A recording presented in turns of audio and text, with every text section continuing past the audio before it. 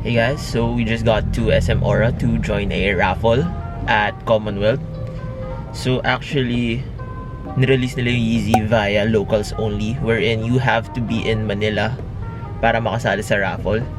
Pero meron silang exclusive raffle right here, wherein you have to purchase something from the store, I think.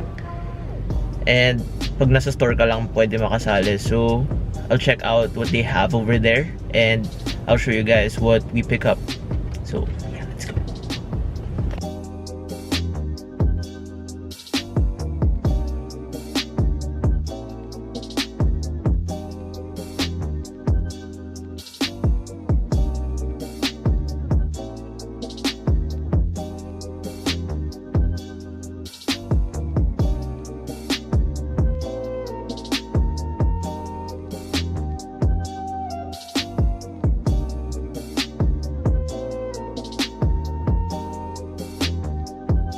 So apparently you didn't have to buy something to join the raffle.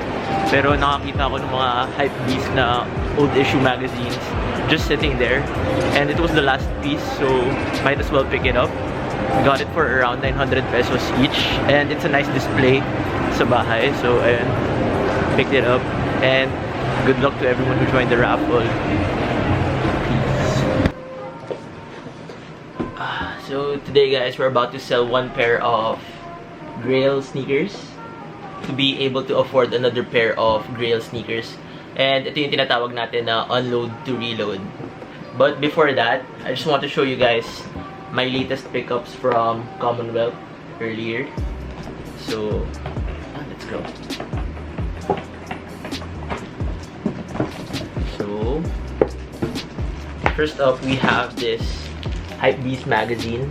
And this is the yellow Goyard colorway, and second one is this blue Goyard colorway.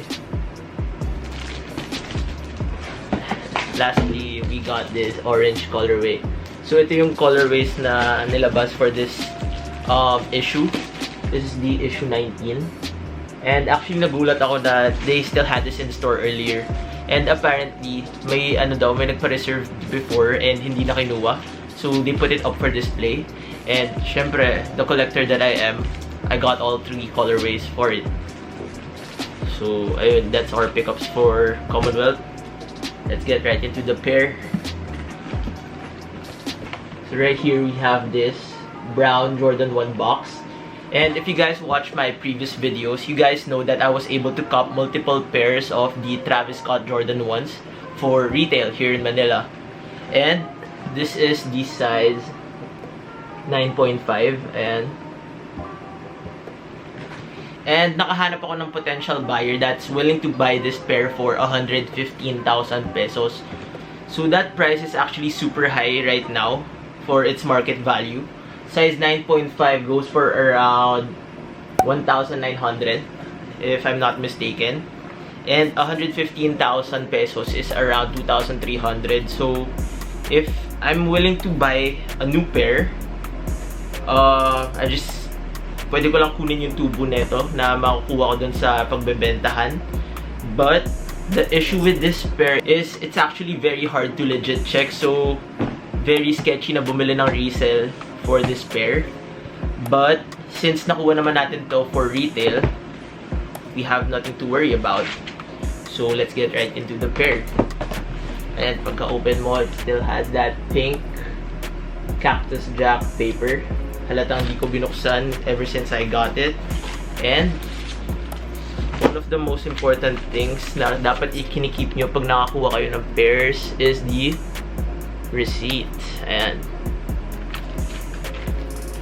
so actually my buyer's asking me to take photos of this pair. And ayun, papakita ko sa inyo kung paano ako mag-take ng photos ng for sale kong items. So first up, a little tip. You need to have your name tag with you guys all the time. Para pag pinipicturean nyo yung pairs nyo, meron siyang name tag. And ma-avoid nyo yung mga scammers wherein manghihingi lang sila ng photos ng pairs nyo, which are probably legit, na legit yung dapat binibenta nyo. Huwag kayo nang loloko ng tao na papapasan nyo na original yung pairs na binebenta nyo, pero fake naman.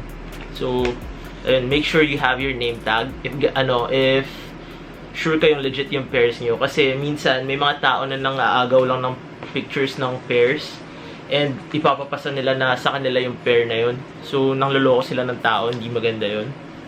So, ngayon, pipicturean natin tong pair natin ng Travis Scott with a name tag para kampante yung buyer. So, let's go.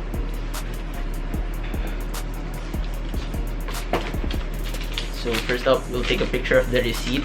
So, super crucial tong piece of paper na to because this is yung ito yung nagpapatunay na galing sa store, which is Titan, yung pair na binibenta natin. So, yep, that's the first one.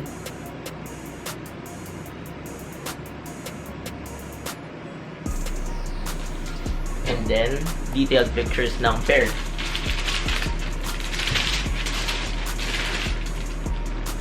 So, ayan guys.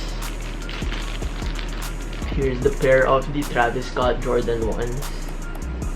And sobrang daming laces kasama.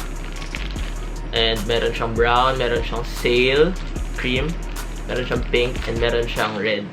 So, ayan guys, if legit check niyo yung pairs nyo, dapat meron niyang 4 kasama. And nasa pair is yung black one. So, nalabas na natin yung first pair. And then here is the second one. Second piece. So now let's take photos of it. Where's my name tag?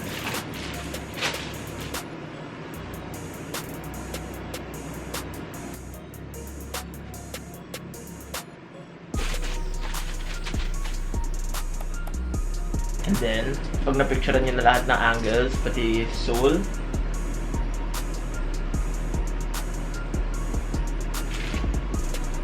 the inside ng tongue, because ito yung mga crucial parts na nila-legit check pag Travis Scott. And lastly, dapat kasama rin yung size tag. So this pair that we have right here is actually the QR code version, and kasi meron 2 types of size tags yung Travis Scott. So this one is the QR code, and so ngayon pipicturean din natin with the name tag.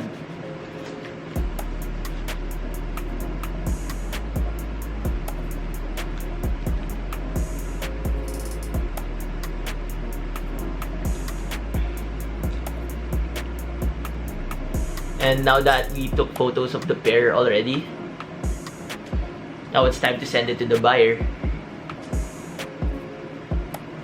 So, ayun guys, we're now sending it to the buyer. Antayin na lang natin na makita niya yung pictures. So, now we have 115,000 pesos budget to buy a new pair of sneakers. Now it's time to go to StockX and check out pairs that we're about to pick up. So if kayo guys, may ganun kayo kalaking budget for sneakers, do you guys like to spend it on multiple pairs, or do you guys like spending it on just one pair na same value ng pair na binibenta natin right here? So for me, I have a pair of sneakers na in mind that I'm willing to buy. And this pair is actually the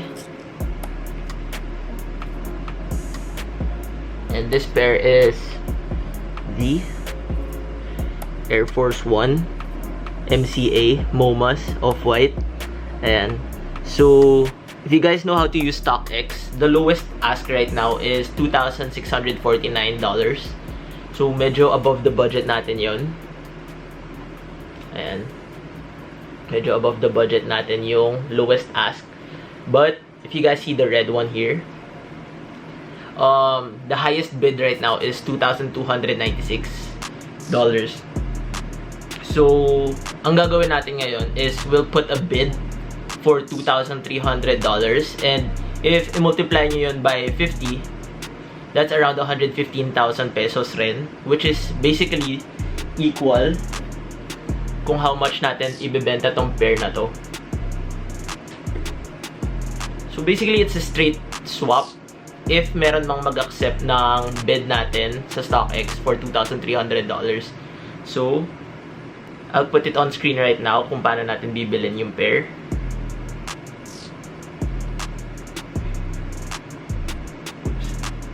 $2,300. If you bid.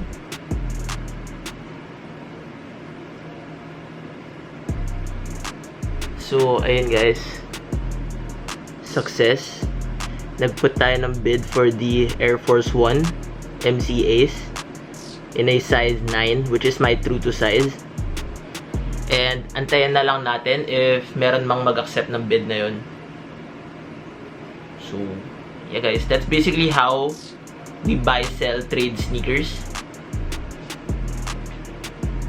So actually, I'm still having second thoughts if good ba yung pagbenta natin ng pair na to for 115,000 pesos. I know super laking value na nun, super laking pataw na for this pair right here. Kasi nung nilabas to, if you guys remember, you can buy pairs for as low as 35,000 to around 40,000 pesos depending on the size. And wala pa siyang 1 year guys. If mind you that, mga May siya nilabas. Wala pa siyang 1 year, ganun na kagad kataas yung tinaas ng price. So I have a feeling that this pair will continue to rise up in value. But for now, we'll do that.